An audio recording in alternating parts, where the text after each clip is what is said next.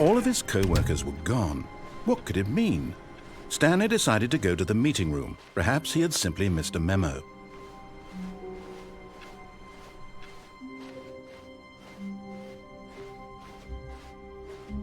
When Stanley came to a set of 2 open doors, this was not the correct way to the meeting room, and Stanley knew it perfectly well. Perhaps he wanted to stop by the employee lounge first, just to admire it. Wow, yes, this room. But eager to get back to business, Stanley took the first open door on his left. And so he detoured through the maintenance section, walked straight ahead to the opposite door, and got back on track.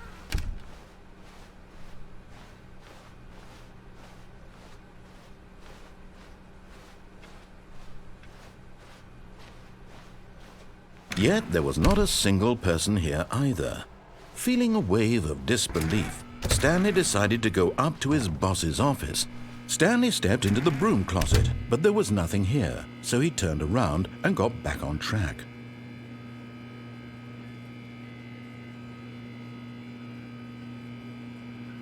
There was nothing here.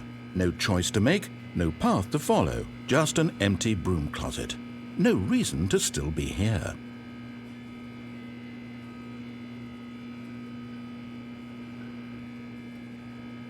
It was baffling that Stanley was still just sitting in the broom closet.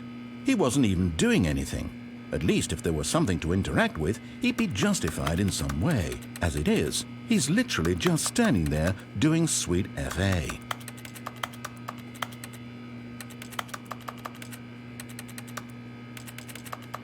Are you really still in the broom closet? Standing around doing nothing? Why? Please offer me some explanation here. I'm genuinely confused.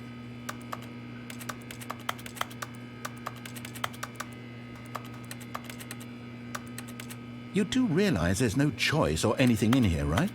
If I'd said Stanley walked past the broom closet, at least you would have had a reason for exploring it to find out.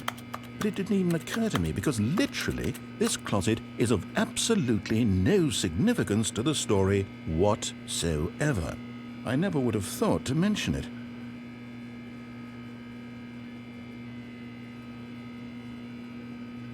Maybe to you this is somehow its own branching path. Maybe when you go talk about this with your friends, you'll say, "Oh, did you get the broom closet ending? The broom closet ending was my favorite." I hope your friends find this concerning.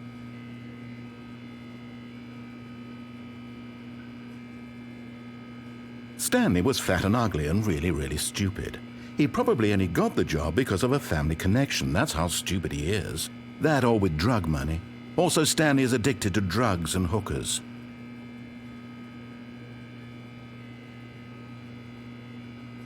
Well, I've come to a very definite conclusion about what's going on right now. You're dead. You got to this broom closet, explored it a bit, and were just about to leave because there's nothing here when a physical malady of some sort shut down your central nervous system and you collapsed on the keyboard. Well, in a situation like this, the responsible thing is to alert someone nearby so as to ensure that your body is taken care of before it begins to decompose. Hello? Anyone who happens to be nearby? The person at this computer is dead. They have fallen prey to any number of your countless human physiological vulnerabilities. It's indicative of the long-term sustainability of your species. Please remove their corpse from the area and instruct another human to take their place, making sure they understand basic first-person video game mechanics and filling them in on the history of narrative tropes in video gaming, so that the irony and insightful commentary of this game is not lost on them. All right, when you've done that, just step out into the hallway.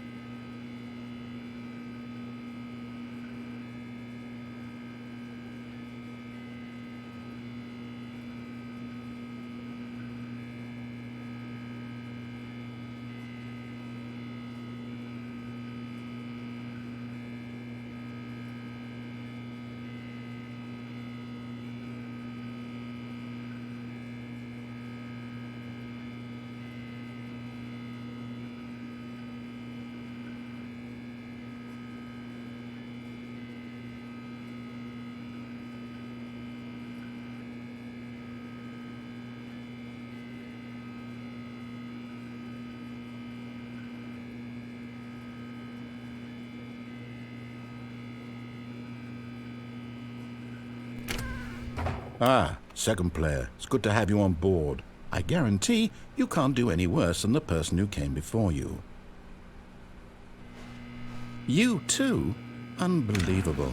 I'm at the mercy of an entire species of invalids. Perhaps there's a monkey nearby you can hand the controls to. A fish? Fungus? Look, you can hammer out the details. I'm not particularly picky. I'll just be waiting for when you're ready to pick up the story again.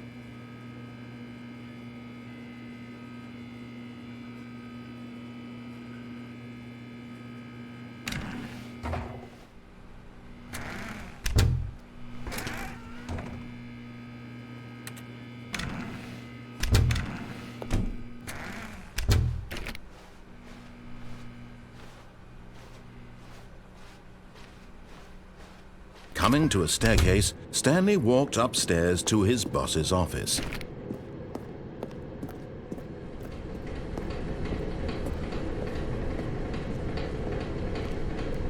But Stanley just couldn't do it.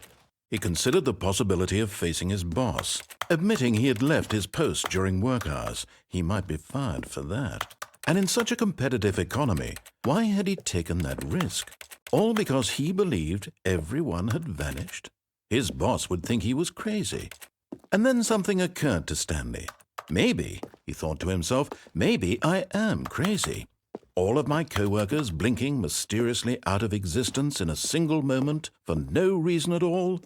None of it made any logical sense. And as Stanley pondered this, he began to make other strange observations. For example, why couldn't he see his feet when he looked down? Why did doors close automatically behind him wherever he went? And for that matter, these rooms were starting to look pretty familiar. Were they simply repeating? No, Stanley said to himself, this is all too strange. This can't be real. And at last, he came to the conclusion that had been on the tip of his tongue. He just hadn't found the words for it. "I'm dreaming!" he yelled. "This is all a dream." Oh, what a relief Stanley felt to have finally found an answer, an explanation. His co-workers weren't actually gone. He wasn't going to lose his job. He wasn't crazy after all. And he thought to himself, I suppose I'll wake up soon. I'll have to go back to my boring real-life job pushing buttons. I may as well enjoy this while I'm still lucid. So he imagined himself flying and began to gently float above the ground. Then he imagined himself soaring through space on a magical starfield, and it too appeared. It was so much fun, and Stanley marveled that he had still not woken up. How was he remaining so lucid? And then perhaps the strangest question of them all entered Stanley's head.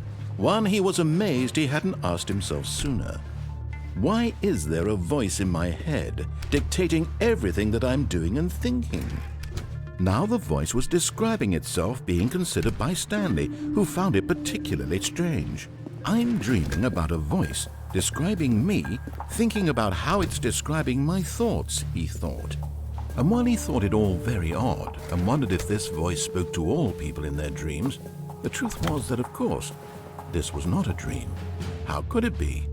Was Stanley simply deceiving himself, believing that if he's asleep, he doesn't have to take responsibility for himself?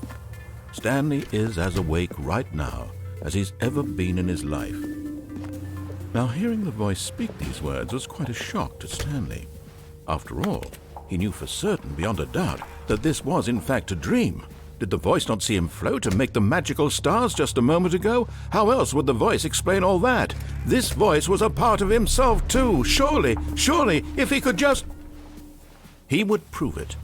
He would prove that he was in control, that this was a dream. So he closed his eyes gently, and he invited himself to wake up. He felt the cool weight of the blanket on his skin, the press of the mattress on his back, the fresh air of a world outside this one. Let me wake up, he thought to himself. I'm through with this dream. I wish it to be over. Let me go back to my job. Let me continue pushing the buttons. Please, it's all I want. I want my apartment and my wife and my job. All I want is my life exactly the way it's always been. My life is normal. I am normal. Everything will be fine. I am okay.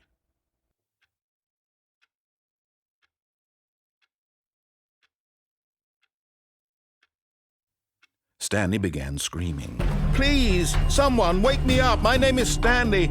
I have a boss. I have an office. I am real. Please, just someone tell me I am real. I must be real. I must be. Can anyone hear my voice? Who am I? Who am I? And everything went black.